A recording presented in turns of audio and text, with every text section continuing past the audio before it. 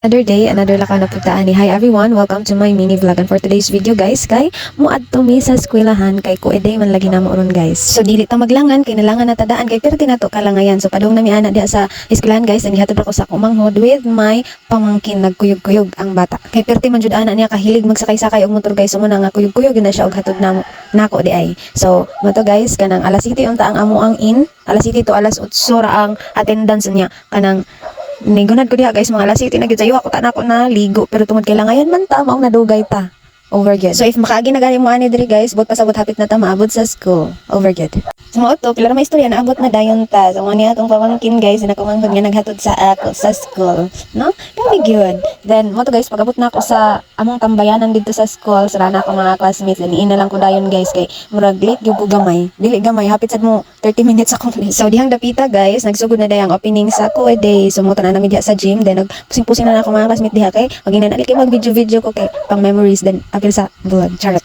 So diyang dapita guys, sumo na nga time nga nagbuhat na og banner ang tagsa-tagsa ka program sa COE department. Then kami din na kay wala man matabang sa banner kay hindi man kami marunong sa art. So mo to nagpusing-pusing lang kami. No, ana lang. Tinapilan lang po na nato og mga chika-chika diyang dapita kay para po din taon dili sad boring no. Wala ta nagpaabot nga mahuman sila og himo sa banner kay lisod pud og motabang mi tanan. Guot na pud taon mi dito sa atubangan. So ang amo lang gid guys, andam rami mo syagit ug mo singgit para mo cheer sa amo ang department. So sa wala madugay guys, nagsugod na diha ang presentation sa tagsa-tagsa ka banner kay syempre every banner naman jud na siya meaning no. So mo na ilang nag-istorya din dapita ang meaning sa ilang mga banner. So after ana guys sa opening kay nagsugod na ang contest gyud no, daghan kay contest gidungan da din ako guys nagapila-pila jud ko og spelling kay wala lain maapilan kay wala mag-quiz biyong ta ako niya kay napuno naman ang quiz bis mo to nag-spelling na lang jud ko bahala very di jud ta kamawa ng spelling no para lang natay maapilan ganita maglaay sa ko ide. Kasi ko nag-expect guys nga nada snack so sa snack pa lang daan daog no. So pag human sa spelling guys so naniud ra dayon mi guys no kay gutom na jud in town then adto pug CR guys kay baboy man ko then nagtanong-tanong pug ko sa view then after ana guys ni tan-aw ra pud mi sa production number sa ko ed sa uban pa nga mga contest nga ni follow. Then nagkuha lang ko og mga ginagmay nga clips guys pero wa jud nako na videohan ng katong first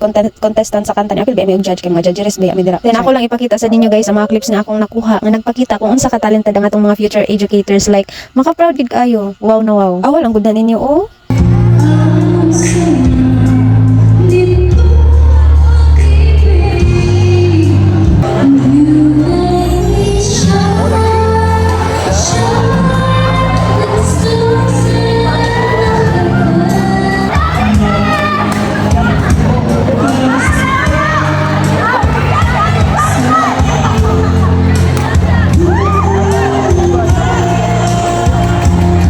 So medyo nagabihan gyud tagamay guys no kay taud-taud pud jud na human ang program. Pero okay ra na guys kay last na lang sad din ako nga ko ed kay fourth year naman kung mag-graduate na jud in taon pohon kung pag-graduateon. So mo to guys gikuha na pud ko din ha sa akong manghudog akong pamangkin kay manguli na mi kay medyo gikapoy gyud ihang tita for today's video. So I think that's it for our kaganapan for today. Thank you so much guys for watching. Bye.